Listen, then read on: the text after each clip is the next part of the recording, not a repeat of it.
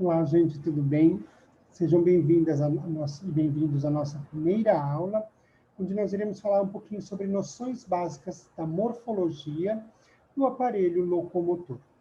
Então, o que nós iremos estudar para a estética, né? Ossos e articulações. Bom, a primeira coisa que a gente precisa entender é a morfologia humana. Então, a anatomia, assim como a fisiologia, elas são duas ciências que caminham juntas. Com a invenção do microscópio, outras ciências ligadas a elas, tais como a citologia, que são o estudo das células, a histologia, que é o estudo dos tecidos, e a embriologia, que é o estudo do desenvolvimento. Então, assim, elas foram sendo desenvolvidas. Podemos dizer, então, que um conjunto de termos empregados para designar e descrever o organismo ou suas partes dá-se o nome de nomenclatura anatômica. Em meados de 1955, em Paris, foi aí aprovada oficialmente a nomenclatura anatômica, conhecida sob a sigla de PNA, que é nada mais do que Paris Nomina Anatomica. Bom, a língua mais adotada é o latim, tá? Por ser aí uma língua mais mãe ou uma língua morta, tá? Porém, cada país hoje pode traduzir para o seu próprio idioma. Então, as considerações mais importantes que a gente tem que ter é que nenhum indivíduo é igual ao outro. Cada um traz sua especialidade e de maneira peculiar, que deve ser, todavia, a observar sempre as estruturas e as funções do corpo humano, no caso dos semelhantes, homens ou mulheres, né? Embora suas estruturas possam apresentar algumas diferenças, quais são essas? Então, dentro da anatomia, nós temos a variação anatômica, que são diferenças morfológicas que não trazem prejuízo à função, fatores gerais de variação anatômica, né? Aí a gente tem anomalia, que é um desvio padrão anatômico que perturba a função. O que é isso? A anatomia, ela é, então, a variação onde, né, você pode ter uma polidactilia, que são os 6 dedos. Você pode ter, por exemplo, um rim mais baixo que o outro. Isso é também variação anatômica chamada de anatomia, mas que não tem nada a ver com a incompatibilidade da vida, né? Então, a pessoa, com certeza, ela pode viver, né, com essa variação anatômica, tá? Ela pode, de repente, ter aí 2 rins e mais um projeto de outro rim, né?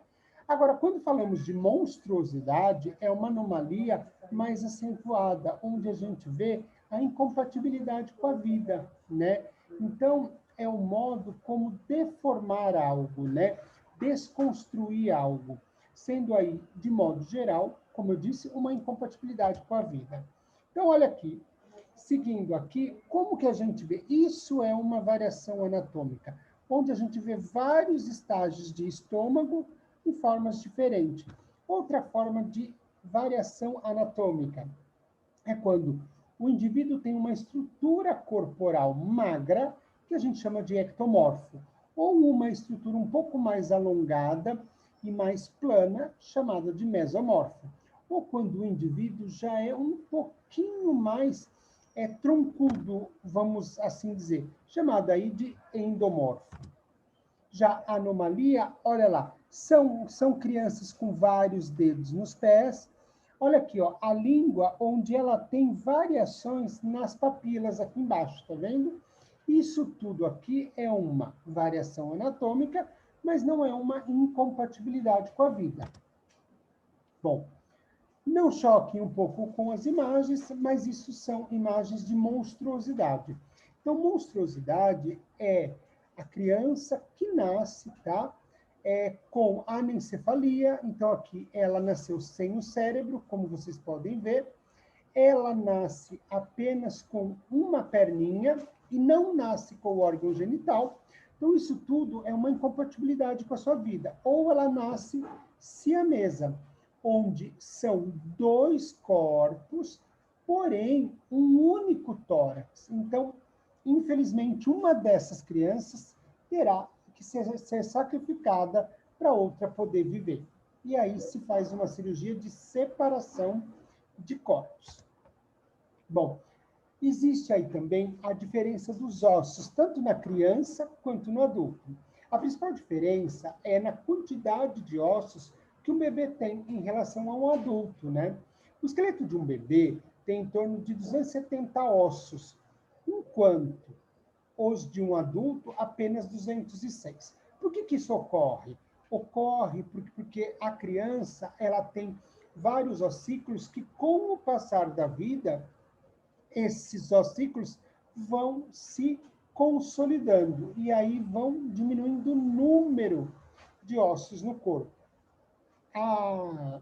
O exemplo melhor para a gente dizer é a fontanela. A fontanela, ela possui 4 pedaços distintos formados por uma cartilagem, né? Isso tudo ocorre para que o cérebro caiba dentro da calota craniana de uma criança. E também porque quando ele for passar pela passagem da vagina ao nascimento, ele consiga diminuir o tamanho da cabeça. Tá? Além disso, outra diferença é que o esqueleto de um bebê é formado principalmente por cartilagens, que é um tecido bem menos mineralizado e por isso não é tão rígido, como eu expliquei acima para vocês. Sendo também uma matriz formada por fibras de colágeno e não por carbonato de cálcio, que torna aí a rigidez do osso. Então, outra coisa muito interessante falando de ossos é onde que é formado o sangue, né? O sangue, ele compõe-se a parte líquida do plasma e ela é constituída por água, sais minerais, vitaminas e fatores de coagulação, na qual estão misturadas as partes sólidas, que são hemácias, leucócitos e plaquetas. E onde nasce esse sangue, né? O sangue, ele é produzido pela medula óssea dos ossos chatos, vértebras, costelas, quadril, crânio e externo. E mais à frente eu vou explicar melhor para vocês. Então, a célula sanguínea, nós iremos estudar em outro momento, mas só para elucidar, para vocês entenderem, são glóbulos vermelhos, que são eritrócitos ou hemácias, os glóbulos brancos, que são os leucócitos, e as plaquetas. Bom, tudo isso é chamado de tecido hematopoiético. E o que isso quer dizer? Eles são responsáveis pela produção de células de sangue, chamada de hematopoiese. Existe também nesse tecido hematopoiético um órgão linfóide, que é o baço, e os linfonodos, que é na produção de células brancas. Mais adiante, nós iremos aprender tecido linfático para depois aprender a fazer a tão famosa drenagem linfática. E o tecido mieloide, né, que é a medula óssea, presente no canal vertebral e no canal medular dos ossos, né?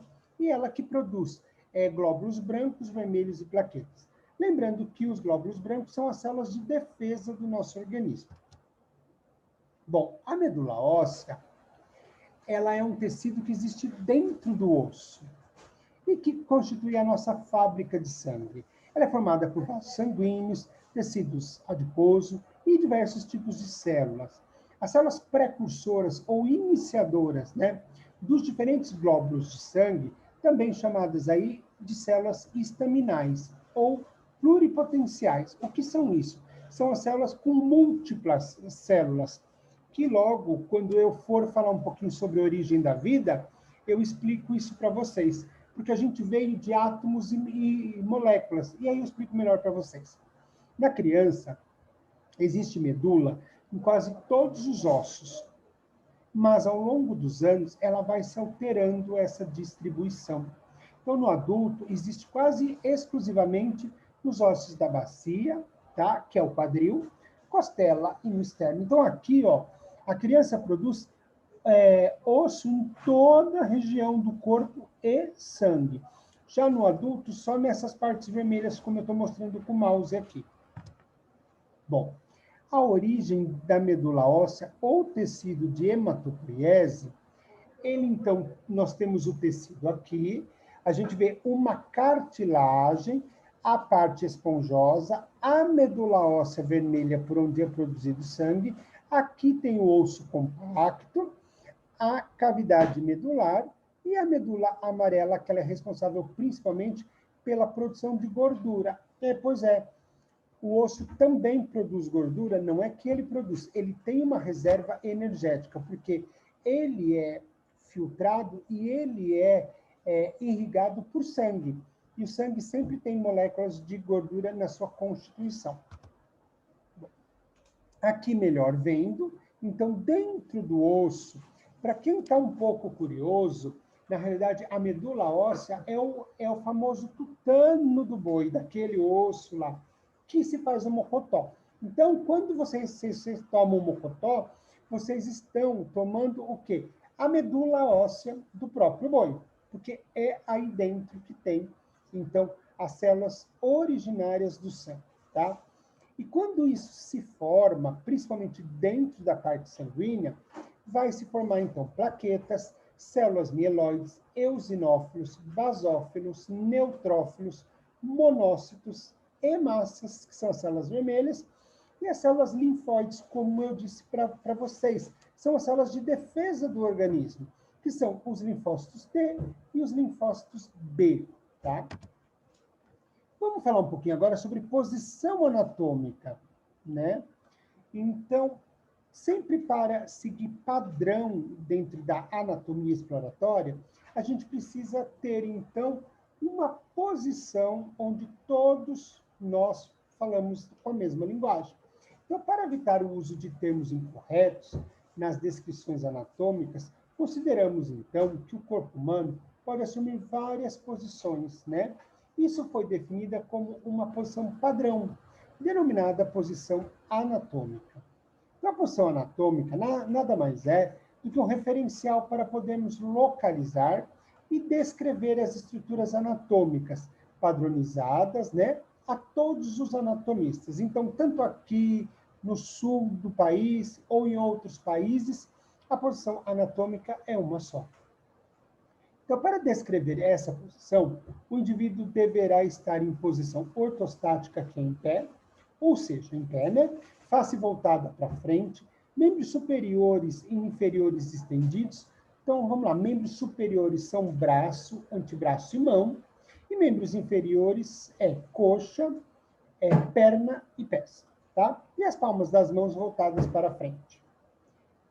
Em princípio, você irá colocar o paciente nesta posição para facilitar aí a estruturação e a avaliação desse paciente. Então, olha lá. Vejam aqui comigo que o corpo precisa estar ereto, né? A face voltada para frente, membros superiores estendidos ao longo do corpo e membros inferiores também. Agora, vamos segmentar um corpo humano. Dentro do corpo humano, nós temos cabeça, pescoço, tronco e membros, seja membros superiores ou membros inferiores. Bom, aprendendo tudo isso, vamos agora sobre os planos que seccionam o corpo. Então, em anatomia humana e animal, são usados 3 planos elementares que eu peço para vocês guardem muito isso. O plano sagital é um plano paralelo à linha sagital, e o plano frontal ou coronal divide o corpo nas porções anterior, que é frente, e posterior, que é costas. E o plano transversal, que divide o corpo nas porções cranial, superior e inferior. Então, olha lá, a gente tem um corte entre anterior e posterior, chamado de frontal. Quando a gente corta em metade direita e metade esquerda, é chamada de plano sagital. E quando a gente corta o indivíduo ao meio, então ele é chamado de plano transverso horizontal.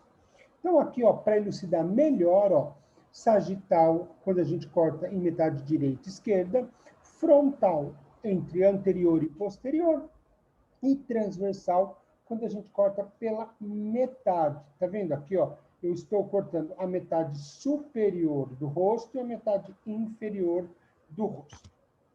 Bom, aqui já é uma foto onde mostra os planos para a gente, ó.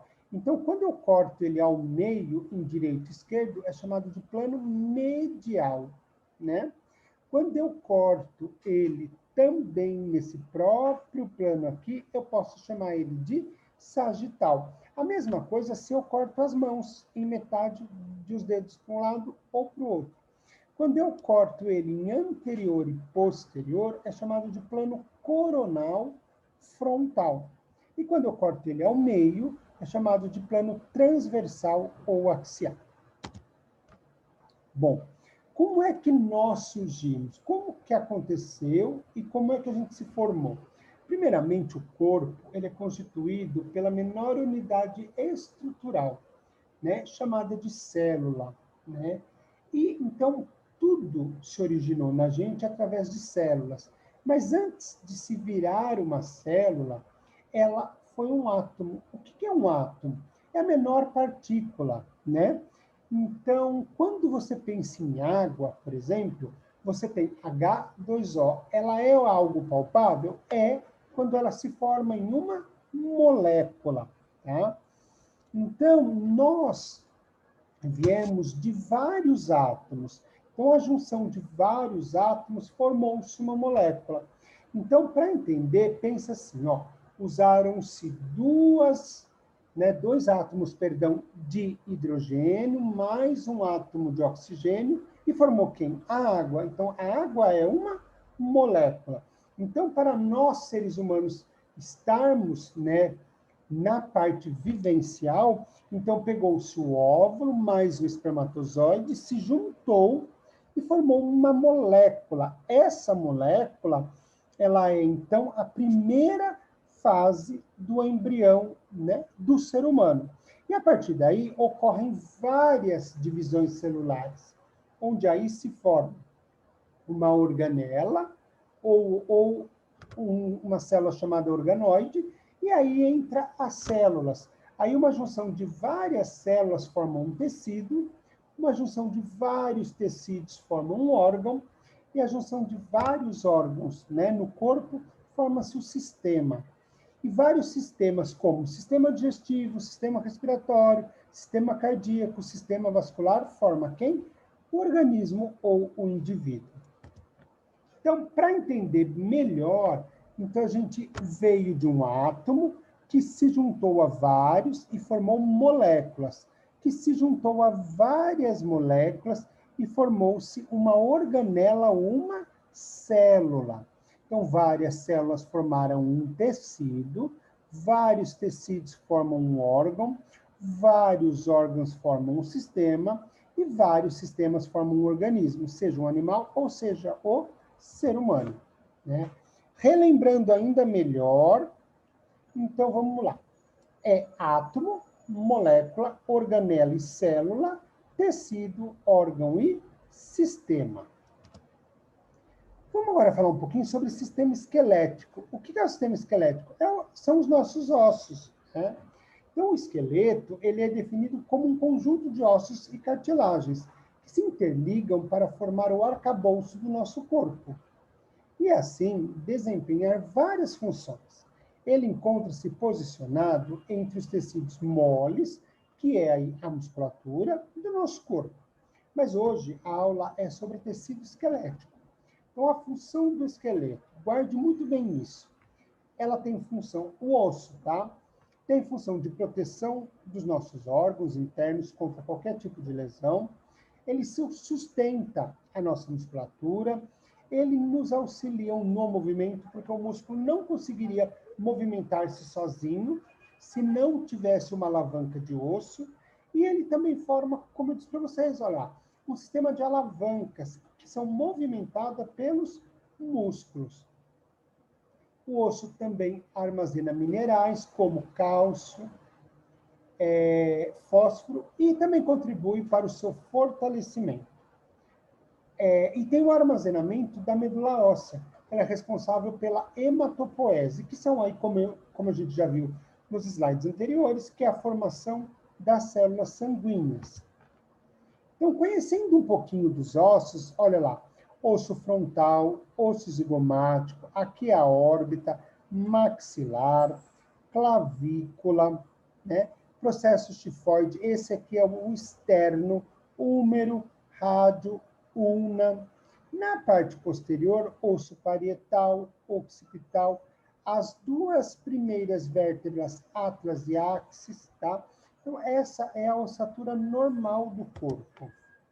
Aqui tem um esquema dos principais ossos do corpo, que a gente vai ver um pouquinho melhor adiante. Então, entendendo, o sistema esquelético ele é constituído, então, de ossos e cartilagens, né? Me pôr aqui embaixo, que, além dos ligamentos, a gente também tem tendões. O esqueleto ele é responsável por sustentar e dar forma ao corpo, e ele também protege os órgãos internos e atua em conjunto com o sistema muscular e articular, né? E aí forma o movimento. Outras funções são a produção de células sanguíneas na medula óssea e o armazenamento de sais minerais, como o cálcio. Então, o osso ele é uma estrutura viva, muito resistente e dinâmica, pois tem a capacidade de se regenerar quando sofre uma fratura. Então, olha lá, conhecendo melhor o osso, a gente tem, então, a linha epifisária aqui, ó, que é por onde o osso cresce, chamado de canal epifisário ou epífise do crescimento. Nós temos a parte esponjosa do osso, nós temos vasos sanguíneos que norteiam a parte interna do osso, a gente tem a medula óssea e a gente tem o periósteo. O periósteo é uma camada que reveste, tá, o osso. Essa camada, ela é constituída de terminação nervosa livre. O que é isso? É constituída de neurônios que dão a sensação de dor para o indivíduo. Então, se você tirar o periósteo do osso, o osso não dói, tá? O que dói é o periósteo que está envolvido nele. É ele que tem terminações nervosas livres, tá bom? Bom, vamos entender um pouquinho melhor isso. Olha lá. Então, o periósteo é a camada mais externa, sendo uma membrana fina e fibrosa de tecido conjuntivo denso, que envolve o osso, exceto nas regiões de articulações, tá? Onde são as epífises, onde eu mostrei que é por onde o osso cresce. E é no periósteo que se inserem os músculos e os tendões. O que é um osso compacto? É um osso que ele é composto de cálcio, fósforo e fibras de colágeno que lhe dão resistência. Então, é a parte mais rígida do osso, né? Formada por pequenos canais que circulam nervos e vasos, né? Entre esses canais são espaços onde encontram os osteófitos. O osso esponjoso é o tecido ósseo esponjoso e é uma camada menos densa. Em alguns ossos, apenas essa estrutura está presente para conter a medula óssea. Nós temos dentro do osso também o canal medular, que é um canal ou uma cavidade que se encontra a nossa medula óssea. E a própria medula óssea, né, ela é feita de tecido sanguíneo, produz células sanguíneas, mas em alguns ossos deixa de existir, né, porque a gente vai crescendo, como eu disse para vocês no slide anterior. Então, como que eu classifico os ossos do meu corpo? Eu classifico ele quanto a longos, que são os ossos de braço, perna, tá? Os ossos do antebraço e os ossos curtos, onde o comprimento e a largura são de tamanhos equivalentes. São os ossos da mão, né? E os ossos irregulares? Ele não tem forma definida, é a nossa coluna. E os ossos planos ou chatos, eles são os ossos principalmente da nossa escápula. Qual é a divisão do esqueleto, né? Qual é a divisão do esqueleto? Quando a gente pensa em esqueleto, olha aqui, a gente divide ele em axial e apendicular. Então, apendicular, gente, é tudo aquilo que está pendurado no nosso corpo. Então, no caso, é braço, antebraço, mão e a nossa escápula e a clavícula. Outra parte que é pendurada no nosso corpo é a estrutura do sacro, né? E principalmente do quadril. Aí tem aqui o osso do fêmur, tíbia, fíbula e os ossos do pé. Então, isso é o nosso osso apendicular. E o nosso osso axial é esse osso que fica no centro. Ele é composto por calota craniana e crânio, toda a parte óssea da coluna e aqui, ó, o meu cóccix, tá? Mas eu vou explicar um a um para vocês a partir de agora. Então, olha lá, o esqueleto axial, né, ele é a parte central do corpo e ele é composto por cabeça, crânio e ossos da cabeça, coluna vertebral e vértebra, tórax, costelas externos, que logo eu vou segmentar um por um desses daí. E o osso hioide.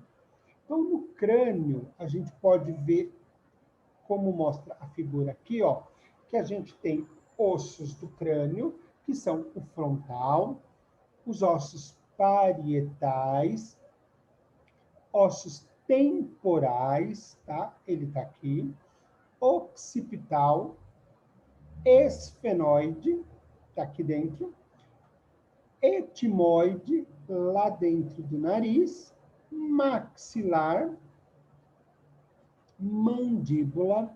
Mandíbula, gente, é o único osso móvel do crânio. Olha, é ele que faz este movimento, tá? Zigomático, que é esse osso aqui, que é onde dá as maçãs do rosto, ossos aqui, ó, nasais e ossos lacrimais, que é esse do cantinho aqui, certo? Bom, quais são as características das nossas vértebras?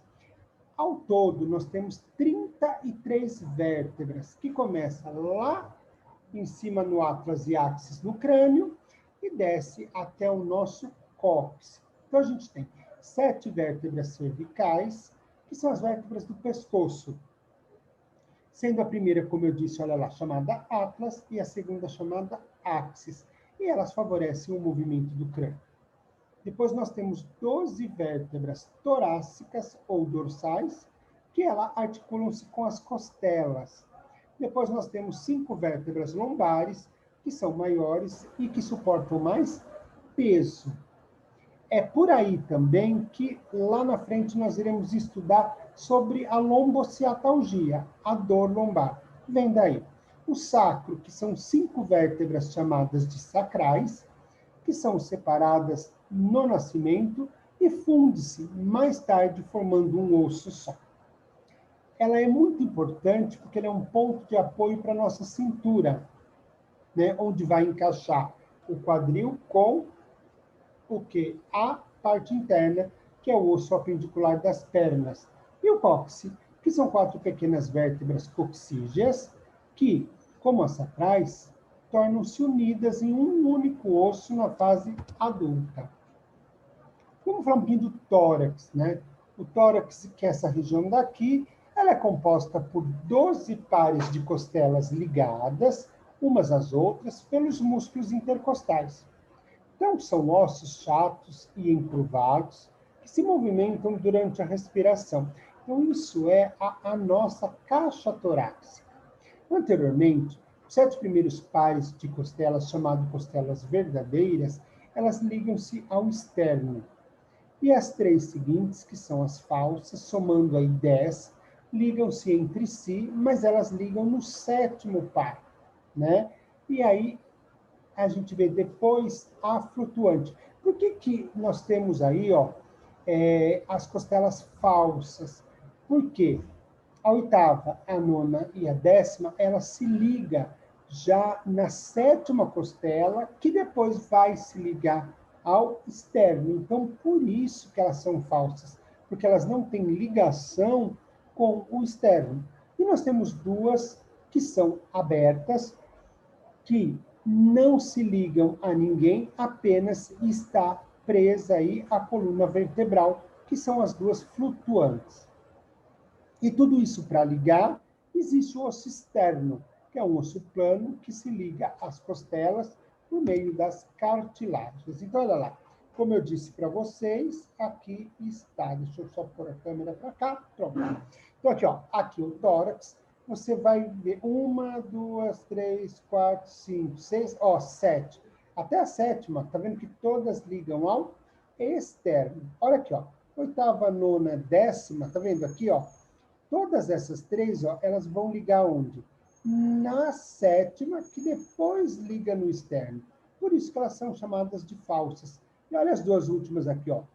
Essas são as flutuantes. E o osso do externo, que é esse osso aqui, ó. Então, o começo do osso próximo à nossa fúrcula aqui é chamado de manúbrio. O corpo do externo e o finalzinho aqui, ó, que parece um chifrinho, ele é chamado de processo chifoide do externo. Posicionar a câmera. Bom, os ossos da coluna vertebral são em 33, como eu disse para vocês, né? E ele tem formato irregular, chamado também aí de vértebras. Então, elas são nomeadas de acordo com a região. Então, como eu expliquei antes, então, 7 vértebras cervicais, 12 torácicas, 5 lombares, 5 sacrais, e a gente tem aí de 3 a 4 coxígeas, mas na realidade são 4. Por que às vezes tem 3? Porque existem as anomalias. Lembra que a gente aprendeu lá no começo da aula? Então, as anomalias são diferenças estruturais que acontecem no corpo, mas que elas ainda são compatíveis com a vida. O que não é compatível com a vida são as monstruosidades, tá? E o osso hioide é nessa forma e ele que começa no nosso pescoço. Então, olha lá, para a gente entender melhor aqui. Então, a gente tem as vértebras cervicais, as torácicas, as lombares e as sacrais.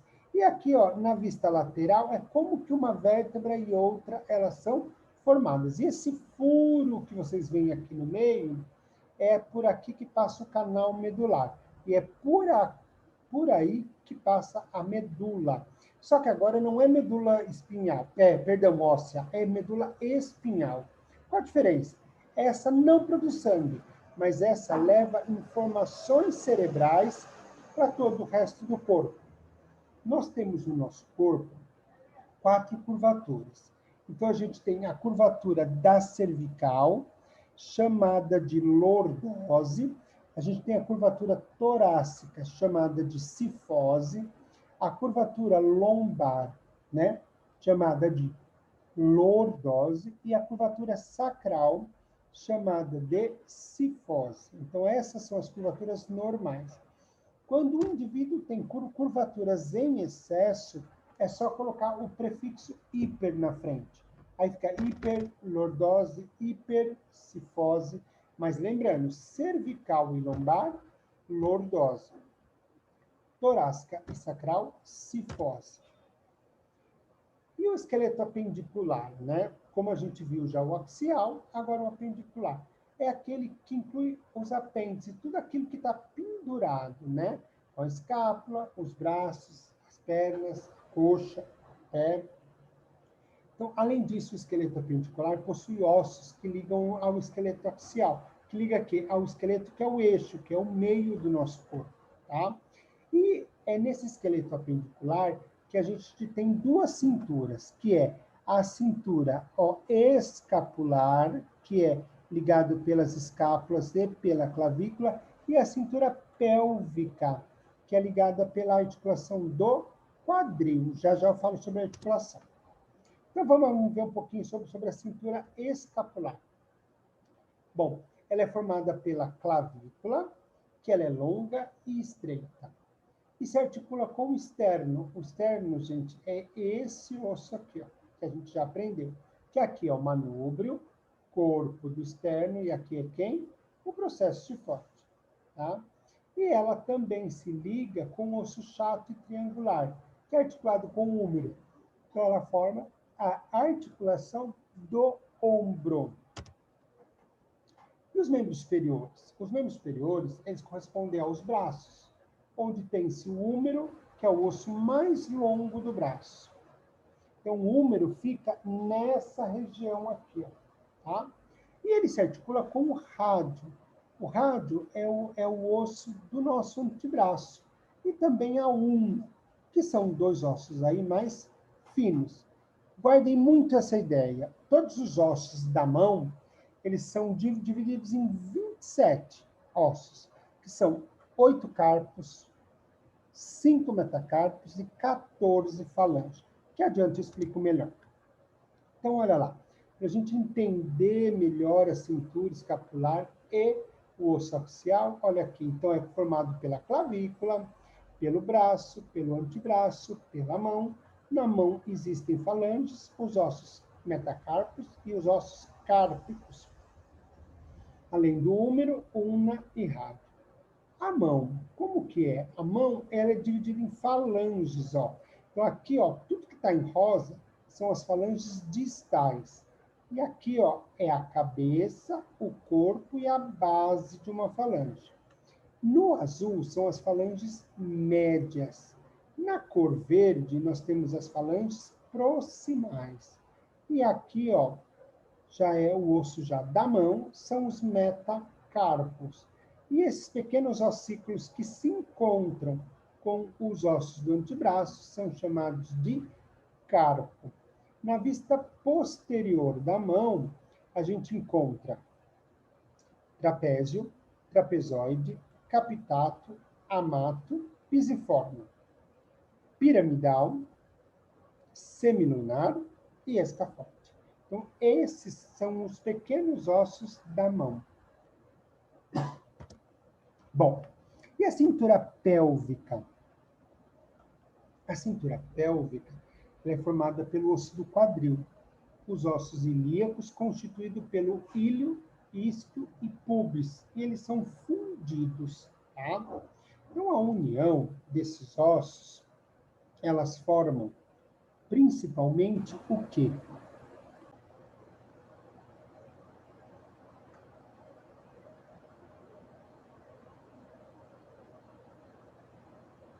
Bom, gente, vamos continuar. Voltando a falar um pouquinho da cintura pélvica, né? Então, ela é formada pelos ossos do quadril, o que são os ossos ilíacos, constituído pelo íleo, tá? Osso íleo, o isquio e a pubis, que é onde ela é fundida, né? Então, a união dos ossos ilíacos, que é unido com o sacro e com o cóccix, formam aí a nossa pelve, que na mulher ela é mais larga. Por que vocês acham que ela é mais larga? Justamente para ter o quê? Para ter a abertura na hora do parto, né? E ela é menos profunda. E a do homem ela é mais fechada e menos alargada. Os membros inferiores, como a gente pode estar vendo aqui, são os ossos que correspondem ao fêmur, patela, tíbia, fíbula e ossos do pé. Vamos lá. Fêmur é o osso mais longo do corpo, tem a cabeça arredondada para encaixar na pelve. A patela é um osso sesamoide articulado com o fêmur. E a tíbia suporta quase todo o peso na parte inferior do corpo. E a fíbula é um osso mais fraco, ligado com a tíbia, ela ajuda a mover o pé. E os ossos do pé, nós temos 26 ossos divididos em tarso, que são 7, metatarsos, que são 5, e falanges, que são 14. Depois eu mostro os ossos para vocês. Vamos falar um pouquinho agora sobre a articulação, né? Então, a articulação, ela é dividida em 3 grupos, né? De acordo com o tipo de movimento que cada um permite. Então, a gente tem a articulação fibrosa, que são articulações formadas por tecido fibroso resistente. A gente também tem nessa articulação fibrosa, encontramos grande maioria entre os ossos do crânio, como, por exemplo, os fontanela, popularmente conhecida como moleira. E o tipo de movimento dessa articulação é chamada de sinartrose, que é nenhum ou embora algum movimento minúsculo, então bem pouco.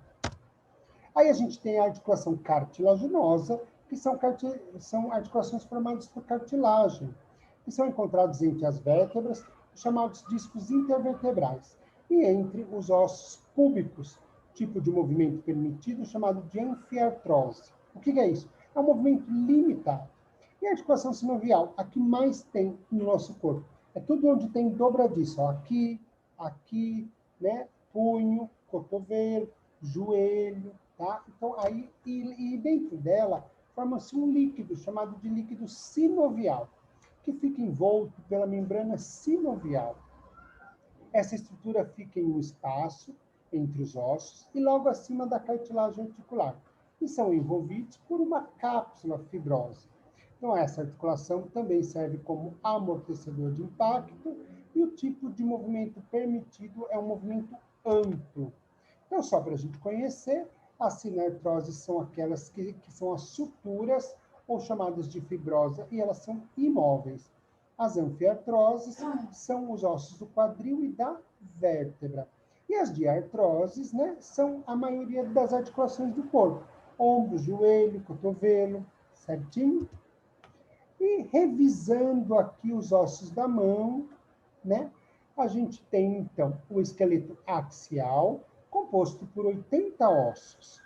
Crânio, 29, caixa torácica, 25, coluna vertebral, 26. Mas, professor, você não disse que era 33, porque está faltando a parte apendicular, que a gente vai ver agora. Aí a cintura escapular são 4 ossos, porque nós temos bilateral. Membros superiores a gente tem 60 ossos. Na cintura pélvica a gente tem 2 ossos. E nos membros inferiores a gente tem 60 ossos. Então, recapitulando aqui, ó. Então, ossos do carpo, onde temos trapézio, trapezoide, capitato, amato, escafoide, semilunar, piramidal, pisiforme, os metacarpos, que é o início do nosso dedo, e as falanges. Lembrando que a falange do polegar não tem falange medial, ela só tem falange distal e proximal, tá? Então, onde tem falange medial? Somente nos outros 4 dedos, ó, distal, medial, proximal. Distal, medial, proximal. Distal, medial, proximal. Aqui só tem distal, proximal, tá certo? E a classificação dos ossos, como a gente já aprendeu, recapitulando, ossos longos, ossos curtos, ossos laminares ou planos, né? Ossos alongados, que são o osso das nossas costelas, ossos pneumáticos são os ossos aqui, ó, da nossa narina, osso irregular é a nossa vértebra, osso sesamoide é a patela, e os ossos suturais são os ossos do crânio. E onde estão as articulações? Vértebras, joelhos, mão, quadril e pé.